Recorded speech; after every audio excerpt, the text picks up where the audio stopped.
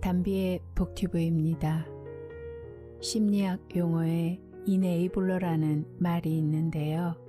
사랑한다고 하면서 망치게 하는 사람을 가리키는 말입니다.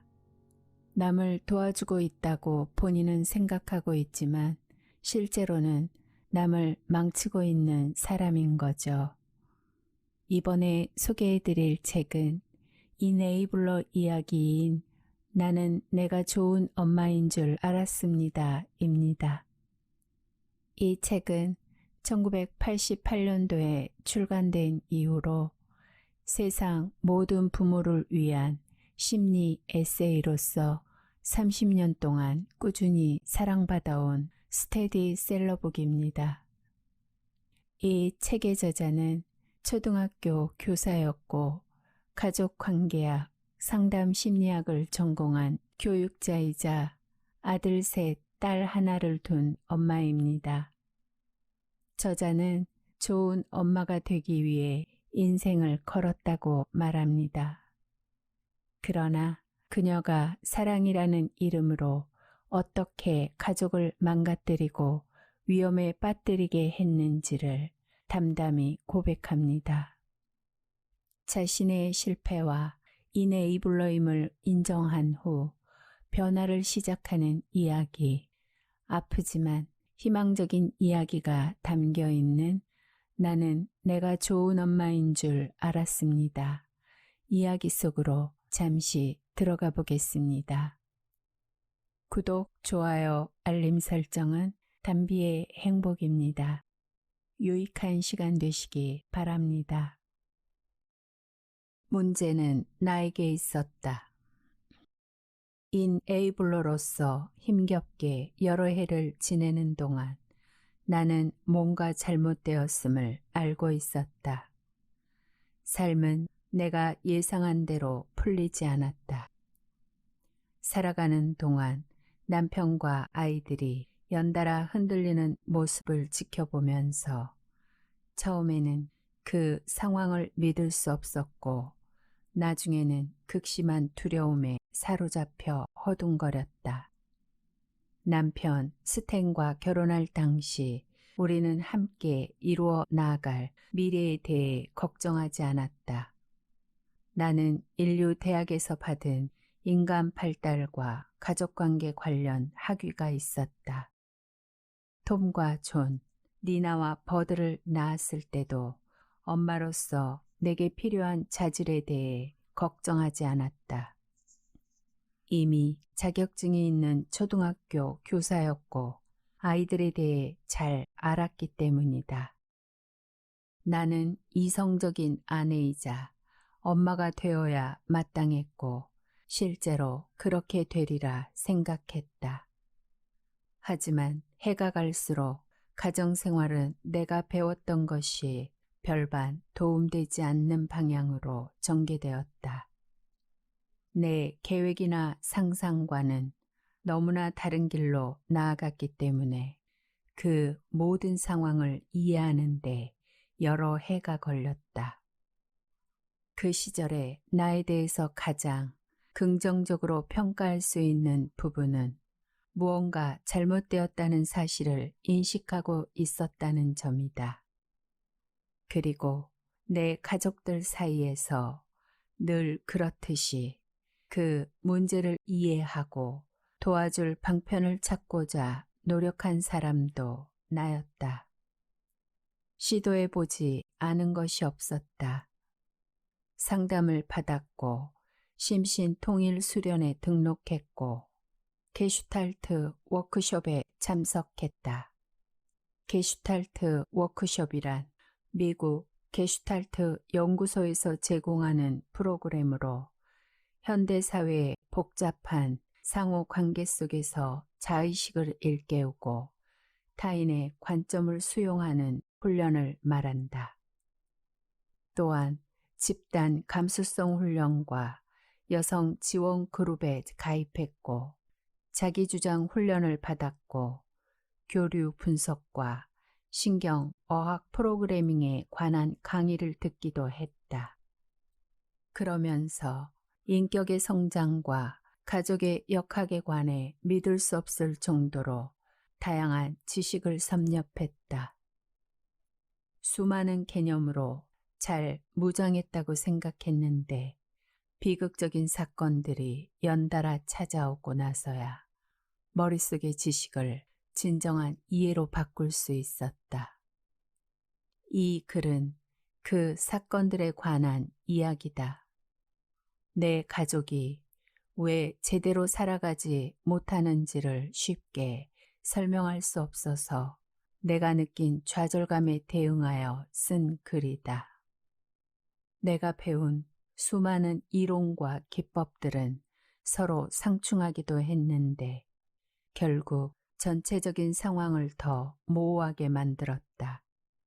나는 우리 가족을 정확히 보고 우리에게 무슨 일이 일어나고 있는지 이해하고 싶었다. 일관성 있는 해석, 즉 초점이 맞는 명확한 그림을 얻고 싶었다. 나는 가정주부가 되기 위한 훈련을 잘 받았다고 생각했고, 가족을 성공적으로 보살피는 것이 인생의 중요한 목적이라 여기는 여자들 사이에서 성장했기 때문에 내 가족이 겪는 고충을 맞닥뜨리고는 어리둥절했다. 그 고충이 대체로 남편 탓이라 생각했고 아이들이 성장한 후에는 아이들 탓으로 돌렸다. 우리 가족의 고통을 일으킨 장본인이 나일 수 있다고는 한 번도 생각해 보지 않았다. 마침내 어느 상담가가 상호 종속과 알코올 중독자의 성인 자녀에 관한 제닛 게링거 웨이티치의 글을 소개해 주었을 때 비로소 나는 우리 가족의 역학관계와 그 안에서 내가 해온 역할을 이해하기 시작했다. 제닛 게링거 웨이티치는 미국의 심리학자이다. 조장이라는 개념을 통해 그때까지 찾아 헤매던 통찰력을 얻을 수 있었다. 그 후 나름의 여러 단계를 거쳐 이해력을 기르고 개인적 치료법을 고안하고 나서 익명, 금주 동맹의 12단계와 알코올 중독자 구제회가 제시한 보충 단계를 알게 되었다. 아버지가 알코올 중독자였기에 나는 알코올을 절대 남용하지 않을 남자와 결혼하겠다고 결심했었다. 그래서 알코올 중독자가 있는 가정에서 자라긴 했지만 알코올을 몹시 싫어하는 남자와 결혼했다. 남편은 술을 마시지 않았다. 그런데 그는 발작적으로 재발하는 불안증과 우울증을 겪어야 했다. 스탠과 결혼하고 그의 불안증과 우울증 증세가 처음 나타났을 때는 그저 환경의 변화 때문이라고 생각했다. 내가 쾌활하게 행동하고 잘 도와주고 협조하면 그가 행복과 안정감을 느끼게 되리라 믿었다. 아니면 그가 행복해지도록 내가 상황을 바꿀 수도 있으리라 생각했다. 그는 내 아버지가 주기적으로 술을 마시는 것과 마찬가지로 가끔 우울증에 빠져들었다. 내가 겪는 상호 종속의 패턴은 알코올 중독자의 아내가 겪는 패턴과 동일했다. 아버지가 폭음에 빠질 때면 어머니가 모든 것을 제자리로 돌려놓으려고 허둥대며 다니셨다. 스탠이 우울증으로 발작할 때마다 나도 똑같았다. 전형적인 인에이블러, 알코올 중독자의 관계 유형과 아주 비슷한 관계에 들어선 것이다. 마침내 내가 조장하는 아내, 즉 인에이블러임을 인식하게 되자 나의 조장 행위가 남편에게만 국한된 것이 아니란 사실도 알게 되었다. 그 버릇은 다른 친구들과 가족들에게도 스며들었고 특히 내 아이들을 조정하고 있었다. 조정한다는 것은 내 예상보다 훨씬 흔한 일이고 중독성 물질을 남용하는 경우에만 국한되지 않는다는 것도 알게 되었다. 나와 같은 사람들은 아주 많았다. 다른 사람들의 책임을 대신 떠맡는 방식으로 관계를 맺는 사람 말이다. 인에이블러는 누구인가? 공중에 떠다니는 먼지 때문에 기침을 해대고 쌕쌕거렸지만 지하실 청소를 끝내야 했다. 새 집주인이 이튿날 이사올 예정이었다. 방은 곰팡이가 피고 퀴퀴한 냄새가 나는 데다 온갖 쓰레기들로 난장판이었다. 1달러, 2달러 이상 값어치 있는 물건은 하나도 없었다. 그 쓰레기들을 전부 문 밖으로 쓸어내서 불태워버리고 싶은 심정이었다. 지난 2주간 이사를 준비하느라 너무 지친 나머지 팔을 움직이려면 평소보다 2배로 노력해야 했다. 흰 곰팡이가 핀 교과서를 주워서 쓰레기장으로 갈 물건 더미에 던져놓았다. 이번 가을에 대학에 들어갈 책임감 강한 아들 톰의 책이었다. 톰은 18살이었다. 얼마 전에 13살이 된 막내 아들 버드는 상자들을 들고 계단을 올라 뒷뜰을 가로질러 트럭에 짐을 싣는 존에게 갖다 주었다. 16살이 된 지 얼마 안 된 존은 셋 중 가장 건장했다.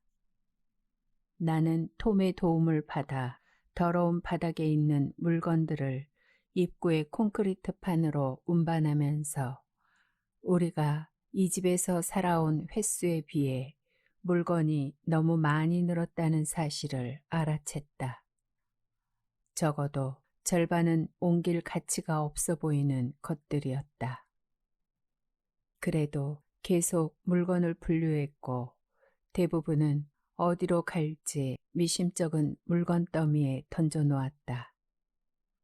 나는 아들 셋이 나를 도우려고 함께 와주어서 기분이 좋았지만 애들이 자발적으로 온 것은 아니었다. 아빠가 강력하게 명령했기 때문이다. 15살인 딸 니나는 집에 남아서 접시를 풀고 부엌을 정리하겠다고 약속함으로써 그 명령을 피할 수 있었다. 무거운 물건 대부분을 트럭에 실었을 때 버드의 친구 둘이 오더니 버드와 함께 소프트볼 경기에 가도 되는지 물었다. 아이의 주말을 전부 빼앗고 싶진 않았기 때문에 허락해 주었다. 존도 버드와 같이 갔다. 톰과 나는 남아서 일을 끝내야 했다. 얼마 지나지 않아 톰 쪽에서 투덜거리는 소리가 들렸다. 그 애는 남아있는 스텐의 연장들을 큰 상자 속에 던지면서 화난 목소리로 물었다. 왜 아빠는 여기 와서 우리를 돕지 않는 거야? 사실 스텐에게 내가 새 집에서 상자를 풀고 정리하는 동안 예전 집 지하실을 청소해 주겠느냐고 진작 물어보았다. 나는 월요일에 다시 직장에 나가야 했다. 6 식구가 사는 집을 정리하려면 시간이 많이 필요할 텐데 다시 일하러 가기 시작하면 집안을 정리할 시간이 저녁밖에 없었다. 연차 휴가를 이사하는데 다 써버려서 쉴 시간도 전혀 없었기 때문에 나는 이미 울적했다. 스탠은 지하실 청소를 하지 않겠다며 거절했다. 내가 이사하는 걸 얼마나 싫어하는지 잘 알잖아. 돌아가서 그 집을 다시 보면 기분이 몹시 고약해질 거야. 그는 이렇게 말했고 나는 이해했다. 이사를 하면 스탠은 우울해졌다. 그는 여러 물건, 그 중에서도 특히 집을 내놓는 걸 몹시 힘들어했다. 그가 그날 도와준 일이라고는 아이들을 일찍 깨워 나와 함께 가도록 만든 것뿐이었다. 톰에게는 이렇게 말할 수밖에 없었다. 아빠가 이사를 얼마나 싫어하시는지 알잖아. 이 집에 돌아오면 우울해질까봐 걱정하신 거야. 톰은 입을 꾹 다물고 일을 계속했다. 지하실은 어둡고 답답하고 더러웠다. 톰이 너무 기분 나빠 보였기에 결국 나는 이렇게 말했다. 엄마 일은 거의 다 끝났어. 넌 남은 짐을 트럭에 싣고 새 집으로 가지 그러니? 내가 마저 끝내고 갈게. 남은 일이 3시간이나 더 걸릴 정도로 많아 보이진 않았는데 4시가 넘어서야 새 집에 차를 주차할 수 있었다. 집에는 아무도 없었다. 스탠과 니나, 톰이 자전거를 타러 나갔다고 적힌 쪽지가 냉장고에 붙어 있을 뿐이었다. 니나가 정리하겠다던 접시들은 아직 상자 안에 고스란히 들어 있었다. 커피 마실 물을 끓이려고 냄비를 찾으면서 오늘 하루가 다 가기 전에 다시 한번 힘이 솟구치기를 바랐다. 나는 할 일이 태산 같은데 가족들은 놀러 다닐 여유가 있다는 것에 화가 났다. 하지만 그들을 자유롭게 해준 사람은 바로 나였다. 나는 분노라는 감정을 무시했다. 여러모로 우리는 독특한 가족이었다. 겉으로는 다른 가족들과 별다른 차이가 없어 보였는데 특히 아이들이 어렸을 때는 더 그랬다. 아이들이 커가면서 우리 가족의 상황을 봐서는 도저히 설명할 수 없는 많은 문제가 각자에게 일어났다. 가족이라는 단일체가 구성 부분들보다 더 조화로운 것이 문제였다. 가족 관계 안에서 아이들은 제 역할을 아주 잘했지만 왜 그런지 바깥 세상에 대처하기를 어려워했다. 우리 가족은 친밀하고 서로를 배려하며 감정적으로 힘든 순간이나 시련이 닥쳤을 때 서로를 지지해 주었고 여러 가지 활동을 함께 했다. 이런 특성 때문에 우리를 자기 가족으로 삼고 싶어한 사람들도 있었다. 우리는 각자의 특이하고 별난 버릇에 유난히 관대했다. 서로 다른 점을 인정하고 존중해 주었다. 컵과 컵받침을 상자에서 꺼내 찬장에 집어넣기 시작했다. 나는 스탠에게 가구를 차에 싣고 내리는 것 말고는 별다른 요청을 하지 않았는데 이유는 스스로 잘 알았다. 그가 이사 때문에 우울증에 빠지지 않도록 부단히 애쓴 것이다. 결혼 생활을 해오면서 상당한 시간 동안 그는 우울증과 불안증을 앓곤 했다. 그 증상을 방지하거나 완화하려고 나는 할 수 있는 일을 다했다. 지금도 마찬가지로 그의 고통을 줄이기 위해 그가 일하지 않고 놀게 놔둔 것이다. 한편으론 니나가 아빠와 함께 자전거를 타러 나간 게 기쁘기도 했다. 딸에게 아빠와 시간을 보낼 기회를 줄 수 있다면 접시를 내가 직접 치워야 하더라도 그만한 가치가 있었다. 니나는 아빠에게 무시당한다고 자주 느꼈는데 특히 그가 우울증에 빠져 있을 때면 더 그랬다. 니나도 이따금 불안증과 경미한 우울증 증세를 보였다. 그래서 그 아이가 걱정스러웠다. 하지만 가장 큰 근심거리는 존이었다. 그 애는 집 외에는 어디에서도 잘 어울리지 못하는 듯 보였다. 대부분의 경우 존은 다정하고 품행이 반듯하며 쾌활한 아이였는데 가끔 너무도 충격적으로 행동했다. 하지만 나는 존이 매우 영리하고 민감하며 독창적인 아이라서 그 애의 독특한 면을 억누르면 안 된다고 믿으면서 마음을 가라앉혔다. 내 남편과 아이들은 누구보다 특별했다. 나는 그들의 삶에 포함된 거친 부분을 매끄럽게 다듬으려고 내가 할 수 있는 일은 전부 했다. 왜 그랬을까? 인에이블러였기 때문이다. 알지 못하는 사이에 나는 그들의 별난 행동을 뒷받침하고 있었다. 이제는 그 사실을 괴롭고 곤혹스러운 마음으로 인정한다. 참담한 인정이다. 내 아들의 이야기. 인에이블러와 의존자 양쪽의 가장 큰 위협은 조장과 의존 관계가 산산조각이 나는 상황이다. 여러 해에 걸쳐서 그들은 서로 관계 맺는 방식과 다른 사람들과 관계 맺는 방식을 개발하고 매우 깊이 뿌리 박히도록 만들어 왔다.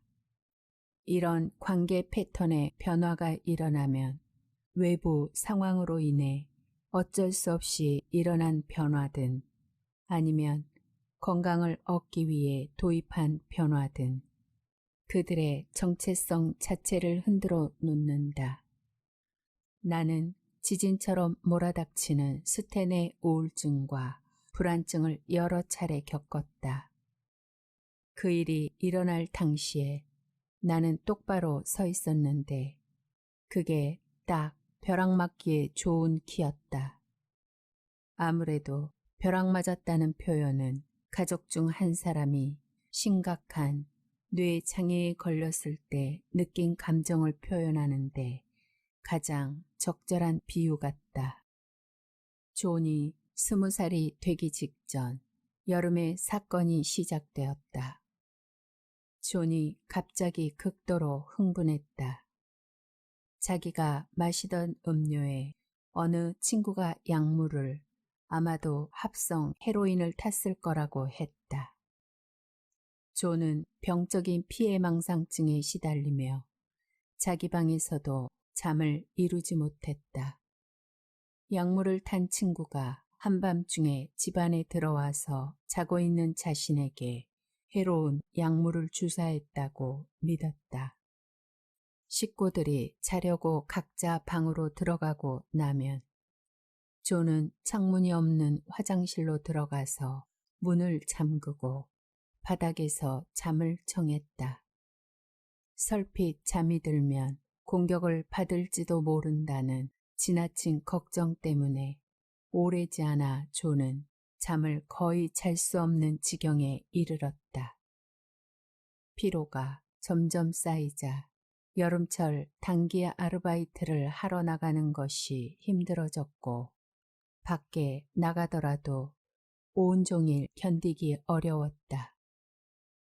약물에 중독되었다는 강박관념에 사로잡힌 뒤로는 자신을 방어해야 할 때를 대비해서 힘을 기르려고 아령을 들고 운동하기 시작했다.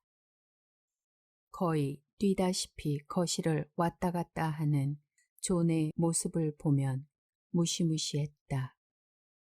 나는 그 상황을 어떻게 생각해야 할지, 어떻게 반응해야 할지 몰랐다. 그의 친구가 정말로 잔인한 장난을 쳐서 그의 뇌에 화학적 불균형을 일으켰을 가능성도 없지 않아 보였다.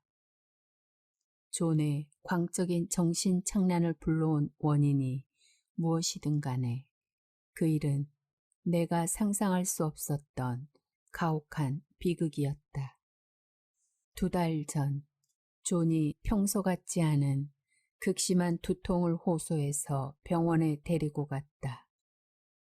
존은 하룻밤 입원해서 통증을 가라앉히는 약을 먹었고 편두통의 일종인 군발성 두통이 있는데 곧 사라질 거라는 말을 들었다. 그리고는 곧 나아졌다.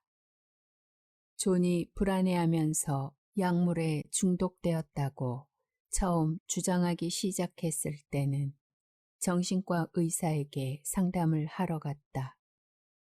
약물과 관련된 정신병을 치료해온 그 의사는 존의 고통과 피해 망상증이 유독성 물질 때문에 빚어졌을 가능성이 있다고 생각했다. 하지만 혈액 검사를 해보아도 특별한 이상이 없었기 때문에 우리는 존의 행동을 관찰하며 기다리는 수밖에 없었다. 그런데 어느 날 존이 공중전화로 우리에게 전화를 걸어왔다. 데리러 와주세요. 정신없이 주위를 계속 헤매고 있어요. 우리는 정신과 의사에게 전화했고 의사는 존이 입원할 수 있도록 절차를 밟았다. 스탠과 나는 존을 집으로 데려오는 대신 차로 160km 거리에 있는 가장 가까운 정신병원에 입원시켰다. 아들을 병원에 두고 나오면서 우리는 망연자실했다. 의사들은 존에게 심각한 뇌질환이 있으리라고 애둘러 말했다. 나는 울음을 그칠 수 없었다. 스탠은 말없이 나를 위로하려고 했지만 그도 낙담하고 큰 충격을 받은 상태였다. 나는 위기에 잘 대처했지만 이번만큼은 감당할 수 없을 정도로 힘들었다. 잘생기고 장래가 유망한 아직 어린 내 아들이 이렇게 갑작스럽고 처참하게 쓰러졌다는 사실을 믿을 수 없었다. 존은 둘째였다. 매우 똑똑하고 언제나 창의적이었다.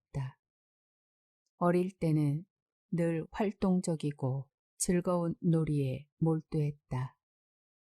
우리가 시골로 이사한 후 존은 지구촌의 80여 개 국가에서 전개되고 있는 범세계적 청소년 운동의 하나로 머리의 헤드, 마음의 하트, 손의 핸드, 건강의 헬드를 의미하는 4H 활동을 위해 동물을 키우는 데 관심을 쏟았고 그런 경험을 통해 세심하고 수용적이면서도 따뜻한 성격을 갖게 되었다.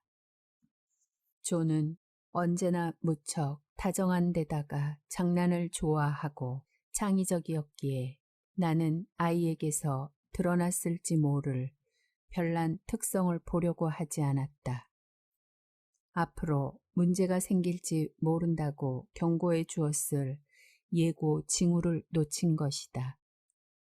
나는 사람들이 다양한 성격을 갖고 태어난다고 늘 믿었고 사회에 큰 공헌을 한 위인들 중 어떤 사람들에게는 남다른 점이 있다는 사실을 알았다.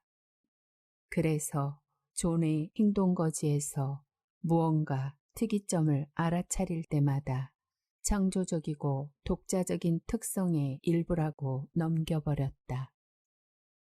존이 성장하는 동안 나는 남편을 대할 때와 비슷하게 그 애를 대했다. 아이의 기이한 행동을 받아주었고 아이를 위해 핑계를 대주고 자질구레한 일을 대신해주고 또 아이에게 필요한 것을 앞질러 해결해 주었다. 존이 고등학교 마지막 학년에 학교를 그만둔 일도 합리화했고 군대에서 기본 훈련을 끝내지 못했을 때도 집에 돌아온 아이를 덮어놓고 반겨주었다. 나는 이따금 드러나는 존의 일탈 행동을 기꺼이 눈감아 주었지만 남들은 그렇지 않았다. 존은 남들의 관심을 끝없이 갈구했다.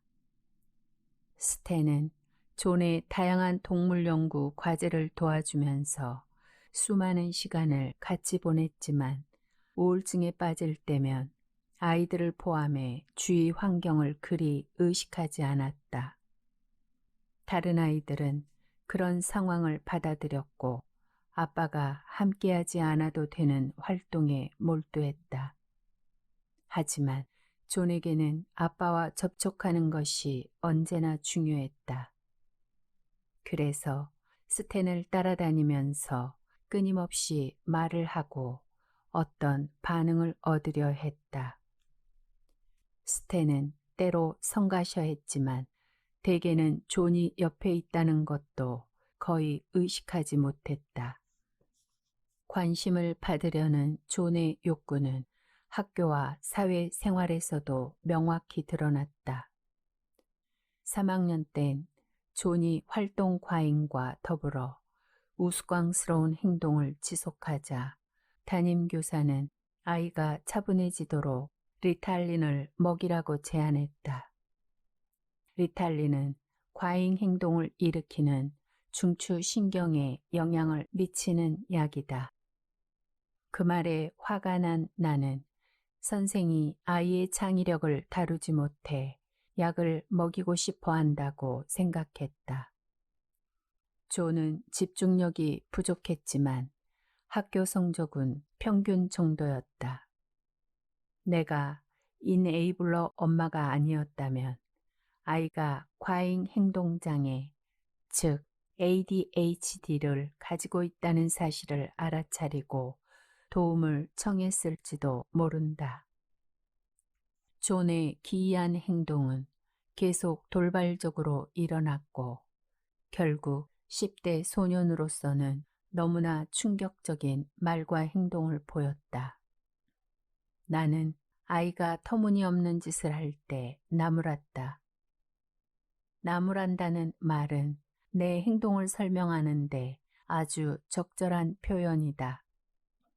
시료가 없는 훈계에 불과한 내 나무람은 존에게 앞으로 계속 똑같이 행동해도 심각한 징벌은 없으리라고 암시했던 것이다. 존이 퇴원하고 집에 돌아온 그 여름에 한 가지 경험을 하고서야 나는 나를 돌아보고 존의 용납할 수 없는 행동에 대해 나 역시 일부 책임을 져야 한다고 인정하게 되었다. 한 번은 우리 집 거실에 가족과 친구들이 모여 있는데 존이 제 여동생과 나를 곤혹스럽게 만들려고 충격적인 말을 늘어놓기 시작했다. 나중에 막내 아들 버드에게 이 일에 대해 언급하자 버드는 존이 제대로 처신할 줄 모르는 것은 엄마 탓이라며 내게 화를 냈다. 나는 존의 말을 못 들은 척하거나 그저 성장 과정의 한 단계일 뿐이라고 여겼고 그만해라고 말하지 않았다. 결국 존이 제멋대로 하도록 내버려둔 셈이라는 것이다. 버드의 말이 맞는지 나는 확인해 보기로 했다. 존에게 그 당시의 한 말을 절대로 용납할 수 없고 내 집에서 그런 식으로 말하는 것을 다시는 받아들이지 않겠다고 말했다. 존은 내 말에 너무 충격을 받았는지 어안이 벙벙한 채 입을 다물었다. 평소와는 전혀 다른 모습이었다. 그 애가 속으로 어떤 감정을 느꼈는지 모르지만 전과 같은 그런 일은 분명 다시 일어나지 않았다. 병을 앓고 있으면서도 존은 넘지 말아야 할 선을 이해하고 수용한 것이다. 나 자신이 친절하고 관대하고 다정한 엄마라고 생각하며 지내온 여러 해 동안 나는 존이 외부 사람들에게 받아들여질 수 없는 행동 패턴을 굳혀가도록 조장했다. 존은 사랑스러운 아이였기에 나는 아이의 특이한 행동을 너무나 쉽게 눈감아 주었고 용서해 주었다. 온 가족이 존을 많이 사랑하며 참아주었다. 이후 존은 분열 정동 장애가 있다는 진단을 받았다. 분열 정동 장애란 환영이나 환각 같은 정신 분열적 증세와 우울증 증세가 결합된 질병을 말한다. 그 병의 씨앗은 아이에게 내재해 있었고 내가 전혀 통제할 수 없는 요인들이 빚어낸 결과라는 사실을 이제는 알고 있다. 내가 이 병을 일으키지는 않았지만 남편의 우울증에 부채질을 했듯이 동일한 방식으로 아이의 병을 떠받쳐 주었던 것이다. 두 사람이 각자 처한 상황에서 힘든 부담을 지지 않도록 보호하려고만 했다. 하지만 두 사람에게는 자기 문제를 직면하고 현실과 세상의 요구에 맞춰 질병을 조절하는 방법을 배우는 것이 정말로 필요했다. 나는 스탠과 존의 트라우마를 겪으면서 그것을 내 것으로 만들어버렸다. 온통 혼란스러운 상황을 헤쳐가려고 애쓰던 시절에 내가 가족을 위해 살아있고 그들의 짐을 대신 질 수 있을 만큼 튼튼하니 다행스러운 일이라고 하나님께 여러 차례 감사해 했다. 하나님이 이렇게 답하실 거라고는 조금도 생각하지 못했다. 이 사람들이 스스로 하는 법을 배우도록 비켜주는 것이 어떻겠니? 전환점. 이 암울한 시기에 나는 가족의 안정감을 유지하기 위해 내가 할 수 있는 일을 다 하려고 애쓰면서 동분서주했다. 입원 중인 존을 어떻게 도와야 할지 알지 못했고 아이의 질병이 가족에게 미친 영향을 어떻게 다루어야 할지도 몰랐다. 상황의 심각성 때문에 내가 큰 실수를 저지르도록 용납할 수 없었고 더는 내 판단력을 신뢰할 수도 없었다. 그래서 홀로 온갖 자료를 열심히 살펴보았다. 내가 손에 넣을 수 있는 자립 프로그램을 모두 검토해 보았다. 그 모두가 새로운 정보를 단편적으로 제공하기는 하지만 내가 다른 사람들과 관계하는 방식을 변화시키는 데 필요한 통찰은 정작 겉으로는 관련 없어 보이는 가정 내 여러 사건의 상호작용들을 통해서 얻게 되었다. 아들의 병은 여러 가지로 내게 영향을 미쳤다. 무엇보다도 다른 모든 것들을 거리를 두고 보게 되었다. 존의 병에 비하면 다른 문제들은 전부 사소하고 성가신 일이었고 심지어 남편이 한바탕 앓고 나는 불안증과 우울증도 하찮아 보였다. 예전에는 스탠이 병을 앓을 때 이겨내도록 돕는 것이 내 삶의 가장 큰 싸움이었는데 이제는 내 마음이 다른 상태에 빠져든 것이다. 오로지 존의 고통과 내 슬픔이 중요했다. 그 당시 아이는 너무나 큰 고통을 겪고 있었다.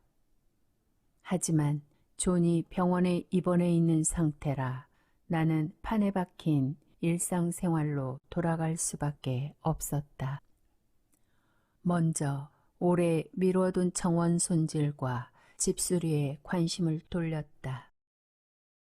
수목 전문가를 불러서 나무 조물 없앨 약을 치려고 했는데 전문가는 나무들을 살펴보더니 앞마당에 있는 특히 우람한 소나무를 자르라고 제안했다.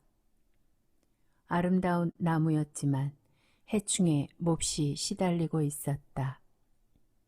마침 집에 장작이 필요했기에 별 생각 없이 버드와 그의 친구들에게 나무를 자르라고 했다. 직장에서 돌아온 스탠이 쓰러진 나무를 보고 완전히 이성을 잃었다. 그는 미친 듯이 화를 냈다. 나무를 잘라내고 싶지 않았다는 것이다. 수목 전문가의 의견은 아랑곳하지 않고 그는 자기가 나무를 구해낼 수 있었을 거라고 믿었다. 그러고 나서는 예전에 나를 그 옆에서 무릎 꿇게 만들었던 행동을 보이기 시작했다. 나무가 베어졌다는 사실 때문에 우울증에 빠져든 것이다. 그는 완전히 정신이 나가서는 닥치는 대로 왔다 갔다 했고 위로받기를 거부했다. 내가 매우 잘 아는 대학 시절부터 봤던 익숙한 행동 양식이었다. 그런 상태의 그를 셀 수 없이 보았다. 하지만 이번에는 뭔가 다른 점이 있었는데 그것은 바로 나였다. 나는 아들 때문에 슬퍼하고 있었다. 존 말고는 어떤 생각도 할 수 없었고 나무에 대해서는 눈꼽만큼도 관심이 없었다. 남편을 쳐다보는데 생전 처음으로 그의 모습이 애달픈 것이 아니라 바보처럼 보였다.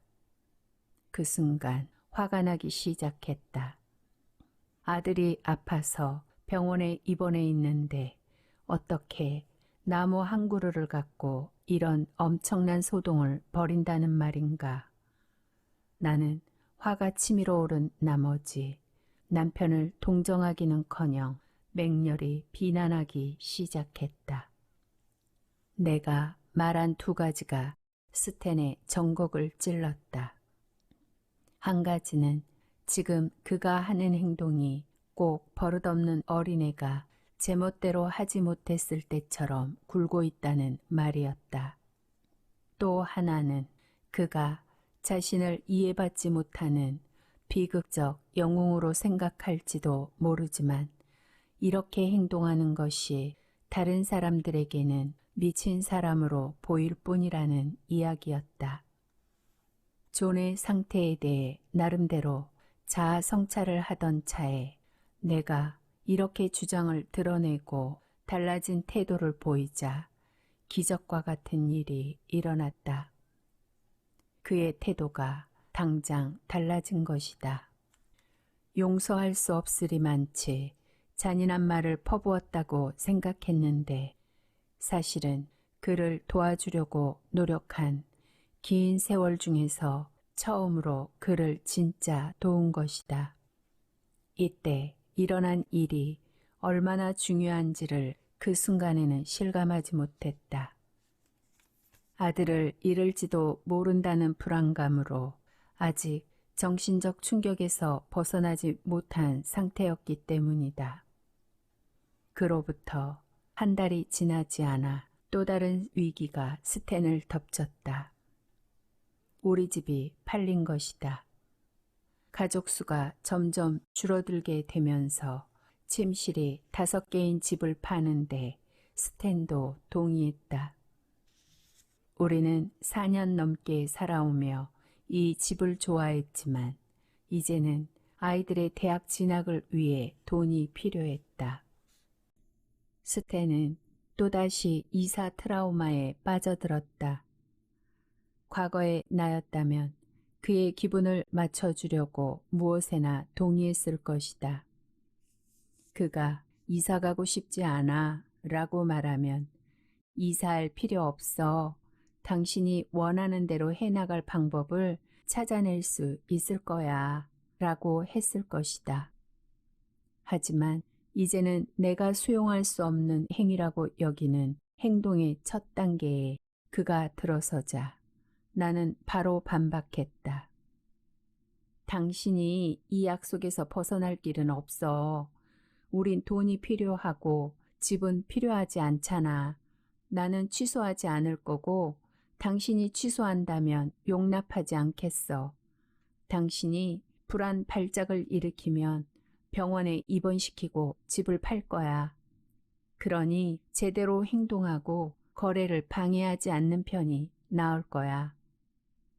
내가 전례 없이 새로운 태도를 취하자 스탠은 집을 팔도록 도와주었고 나중에는 자신이 그렇게 했다는 사실에 뿌듯해했다.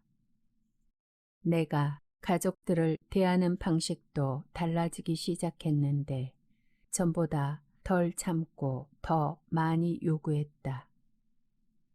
하지만 내 어머니에게 무례하게 구는 존을 제지하기 전까지는 내가 어떻게 달라지고 있는지 깨닫지 못했다.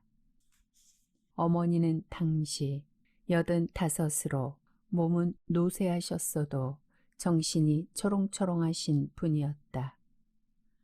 해마다 그렇듯 그 해도 한 달을 우리와 함께 지내셨다. 그 해에 유독 애로사항이 많았는데 퇴원해서 집에 돌아온 존의 행동을 예측하기 어려웠기 때문이다. 어느 날 존은 괴상한 독백을 시작하더니 할머니 앞에서 괘씸하기 짝이 없는 이야기를 늘어놓았다. 존이 환자이긴 하지만 나는 다른 무엇보다도 내 어머니에 대한 존중심을 요구하는 보편적인 마음으로 존을 불러내 말했다. 저분은 내 엄마야. 할머니 앞에서 다시는 이상하거나 불쾌한 말은 한마디도 하지 마. 나는 그 애가 다른 사람들에 대해 피해 망상적인 횡설수설을 늘어놓을 때마다 늘 귀를 기울였고 합당한 논리로 그 망상에서 벗어나게 해주려고 애썼다. 하지만 이번 일만큼은 용납하지 않았고 존도 그것을 알아차렸다. 이후로 어머니가 계시는 동안 존은 신중하고 공손하게 처신했다. 나는 존이 아프니까 제멋대로 굴도록 내버려 두어야 한다는 생각이 잘못되었다는 것을 깨닫고는 또다시 놀랐다. 대개는 이 사실이 단순한 경험적 지식일지 모르지만 능숙한 인에이블러였던 나에게는 강력한 통찰을 제공했다. 이 경우에 내 주된 관심사는 어머니였고 존은 두 번째였다. 나는 존의 행동을 정당화하거나 아이의 병을 배려하려고 애쓰지 않고 본능적으로 옳다고 느낀 일을 했을 뿐이다. 존에 대한 걱정 때문에 스탠의 부적절한 행동에 특별한 관심을 기울이지 못하게 되었듯이 어머니에 대한 내 감정이 존의 병보다 더 중요했던 것이다. 두 번 모두 나는 인에이블러로서의 습관적 행위를 잊었고 그 결과로 일어날 일이 자연스럽게 일어나도록 그냥 내버려 두었다. 나는 스탠이 행복해지고 존이 공손하게 처신하도록 그들을 조종하려고 애쓰지 않고도 대신 그들이 행동하는 방식을 참아줄 마음이 없음을 정확히 알려주었다. 그들의 행동에 대한 책임의 부담을 그들에게 되돌려주는 과정이 시작된 것이다. 이런 일을 경험하면서 가족과 관련하여 나 자신을 보는 방식이 완전히 달라졌다. 관점이 근본적으로 바뀌자 내가 반응하는 방식에도 놀라운 변화가 일어났다. 나는 스탠과 존의 보호자가 되어야 한다고 더는 느끼지 않았다. 그들이 자신의 욕구를 스스로 해결하도록 내버려 두면서 나를 짓누르던 일에서 벗어났다. 그것이 내가 우리 세 사람에게 줄 수 있는 최고의 선물이었다. 다르게 산다는 것. 자아 실현을 이루어온 삶에서 오는 기쁨을 경험하지 못한 사람들에게 숭고한 비극적 드라마는 살아있다는 느낌을 주기도 한다. 예기치 않은 혼란으로 아드레날린이 급격히 분비되면 다소 전율을 느낄 수도 있다. 그런 상황은 마모된 감각을 활성화하고 그 일이 일어나지 않았더라면 지루했을 일상에 돌연 의미를 부여한다. 가정에 골치 아픈 문제가 생기면 인에이블러는 행동에 착수할 기회를 얻는다. 문제의 발생은 그들이 해야 할 일이 더 많아지고 더 많은 책임을 져야 한다는 의미다. 문제가 발생할 경우에 가족 간에 마음을 상하게 하는 대화가 오갈 수 있어서 인에이블러는 가족 한 명 한 명과 더 개별적으로 접촉한다.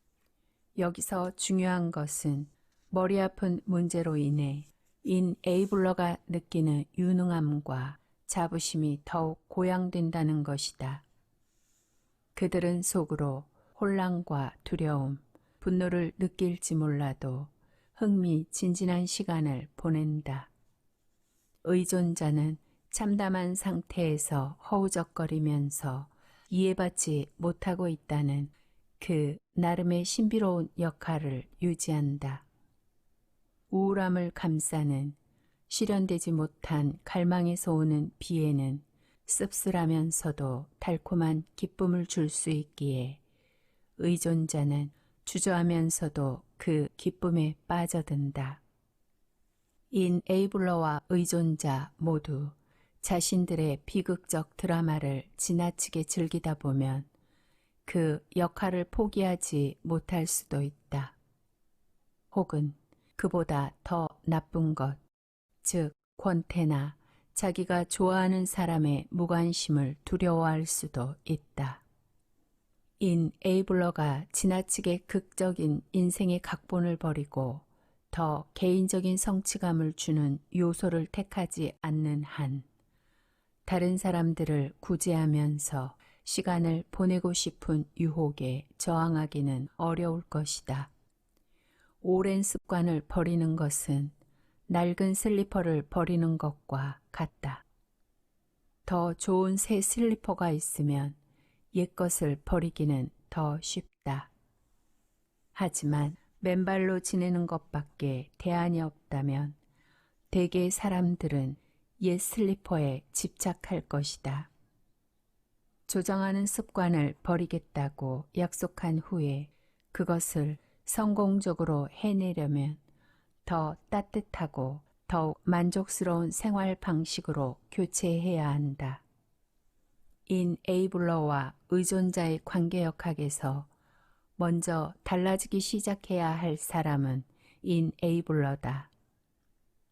의존자가 첫 발을 내딛기를 기다려야 한다면 인에이블러는 아마 영원히 기다리게 될지도 모른다. 인에이블러는 의존자를 거의 통제한다는 환상을 갖고 있겠지만 실은 자기 자신 외에는 어느 누구도 통제하지 못한다. 변화를 원한다면 스스로 시작해야 한다. 인에이블러로서 시작해야 할 일은 조정하는 관계의 구조를 바꾸는 것이다. 자신이 맺은 관계의 구성원으로서 자신이 떠맡은 책임과 의무를 모두 재평가해야 한다. 자기 것이 아닌 책임과 의무는 적법한 주인에게 돌려주어야 한다. 오롯이 자신의 것만 간직해야 한다. 이제 다른 사람들의 일을 더는 신경 쓸 필요가 없으므로 더 많은 시간과 에너지를 자신에게 할애할 수 있다. 다른 이들을 위해 너무 많은 책임을 지고 있다는 구실이 없어지면 자신이 소홀히 해온 재능을 자유롭게 개발할 수 있을 것이다. 시간을 들여 진실로 자신을 들여다보고 자기 고유의 관심사와 재능을 나열해 보는 것이다. 그 관심사 중에서 어느 것을 개발하고 싶은지 결정하고 활동 프로그램에 착수해 보자. 선택은 이기적이어도 좋다. 왜냐하면 개인의 자기 개발이라 하더라도 모두의 이익에 도움이 되기 때문이다. 무엇을 하려고 결정하든 꼭 많은 시간을 들여야 할 필요는 없지만 자기를 최우선순위로 두어야 한다. 가족 누구라도 당신의 계획을 포기하도록 압박을 가하게 해서는 안 된다. 자신의 새로운 인생이 최우선 고려사항이 되어야 한다. 목요일 저녁에 친구들과 저녁을 먹고 금요일 아침에 운동 강좌에 참석하려 한다면 그 어떤 방해도 없게 하라. 작은 일부터 자신의 정체성을 만들어내기 시작하고 그런 다음에는 계속 버티는 것이다. 변화를 꾀하는 인에이블러로서 자신의 계획에 대해 죄책감을 느끼거나 겁먹는 일이 없도록 해야 한다. 자기 자신에게 더 많은 시간을 할애하고 의존자에게 쓰는 시간을 줄이기 시작하면 의존자는 요구사항을 늘리고 인에이블러가 자신을 등한시함으로써 겪게 된 불편을 과장해서 불평할 수 있다. 의존자는 자기 비위를 맞춰주는 사람들에게 익숙하므로 인에이블러가 시도하려는 계획이나 과제를 방해함으로써 자기 위치를 유지하려고 애쓸 수도 있다. 가족 밖에서 친구들을 사귀는 것도 개인의 정체성을 세우는 데 도움이 된다. 이 친구들은 인에이블러의 개인적 성장을 지지할 뿐 아니라 어떤 관계가 무너지든 외부의 원조를 끌어낼 수 있음을 인식하면서 위안을 얻게 해준다. 친구들이 두려움을 희석시켜주는 것이다. 외부 활동과 관심사가 증가하면 자존감도 커질 것이다. 이상으로 나는 내가 좋은 엄마인 줄 알았습니다. 일부분의 낭독을 마치겠습니다. 감사합니다.